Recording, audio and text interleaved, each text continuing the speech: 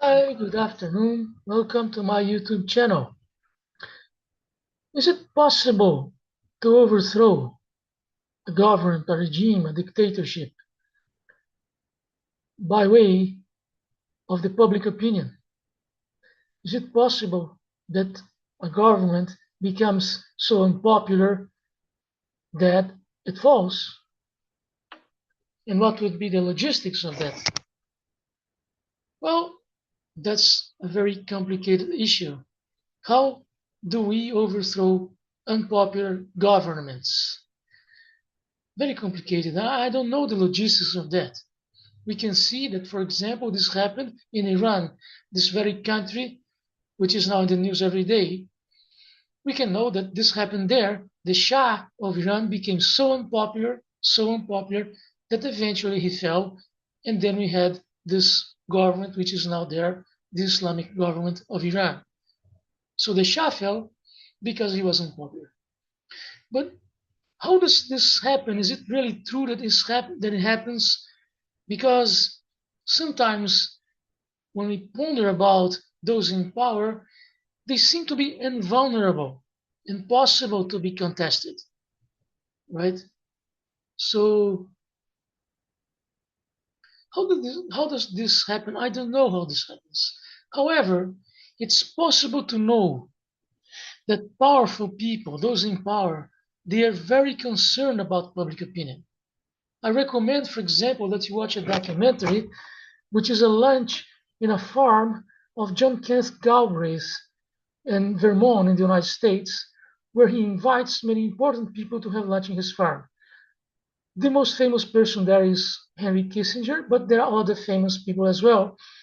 And it's interesting that in their conversation, it is possible to see that they're really concerned about public opinion. All of them. There's not only Americans there, there are many people from other countries, and they consider very much the problem of public opinion. They're very concerned about it. So it's easy to infer that if they are concerned about public opinion, that is because at the end of the day, public opinion is able to overthrow them. Be it not, they would not be so considered. They would not be so concerned. Sorry. So it's difficult to know how it happens, but it's possible to see that public opinion counts, right? The secret police, the secret services, they are not so efficient. At the end of the day, they may lose, right? So what I see now in the world is that worldwide public opinion is turning against Israel. Nobody supports the genocide in Gaza. Israel is becoming unpopular day by day in the whole world. The public opinion is shifting everywhere against Israel, right? Even among Jews themselves. There's a growing number of Jews opposing Israel. That is worldwide. Everybody can see. So public opinion is becoming day by day increasingly pro-Palestinians, right? And against Israel in a general way, against the project of the Greater Israel in the Middle East, right?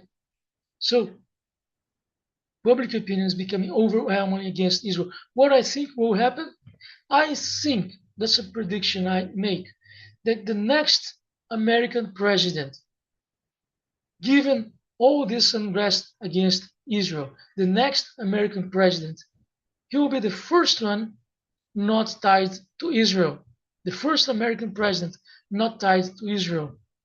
And that means the end of Israeli ambitions, because without the support of the United States, Greater Israel is impossible. They won't do that, right? So they will be isolated. And their isolation, in my opinion, means not only the end of the Greater Israel project, but also the creation of the Palestinian state. So I think that because public opinion worldwide is becoming overwhelmingly pro-Palestine, that at the end of the day will mean the creation of the Palestinian state. Exactly how this happens, I don't know. I don't know if somebody even knows about it. It's very complicated. But public opinion counts, and at the end of the day, it will be decisive in this question, right? That's one way of seeing history. It's how Karl Marx saw history, something of humans only. But for some people, human history is not in the hands of men only. There are other forces operating here, such as God and the devil. For example, many people see human history in a mystical way. That's a complete different version of human history, right? So, for these people, we may be living the Armageddon days. And it makes sense because if we see the atomic weapons, that is the first time in human history when the world can actually end, right? Atomic weapons are the means to end the world. And so the prophecy of the Armageddon may be fulfilling. It may be that this is not Israel, this is not the United States or whoever. This is a battle between God and the devil.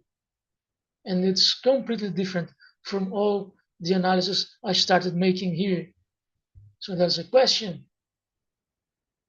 There's a question. Will we even have a new American president? Or the world went before that, right? Because the Armageddon is the end of all. Oh no, right? I think that if we don't experience the Armageddon, we have this first American president contrary to Israeli interests and the end of Israel. But if we have the Armageddon, what happens next? Jesus comes. What is going to happen? So it is these are very, very uncertain moments in human history. The most uncertain moments in the whole human history, perhaps, we're living now. Perhaps the most uncertain moments in the whole history of mankind. Right? That's my reasoning for today.